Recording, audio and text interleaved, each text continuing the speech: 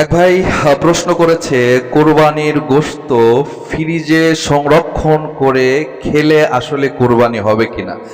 খুবই গুরুত্বপূর্ণ আমাদের সচরাচর আমাদের সামাজিকভাবে যেটা খুব গুরুত্বপূর্ণ একটি বিষয়, সেটা হলো যে বর্তমান আমাদের সংরক্ষণের জন্য সবচেয়ে সেরা মাধ্যম হলো ফ্রিজে সংরক্ষণ করা। এটি আসলে কোরবানির কোনো ক্ষতি হবে কিনা, ইসলাম কি বলে, অবশ্যই এটা আমাদের ইসলামের আলোকে আমাদের অবশ্যই এটা জানতে হবে।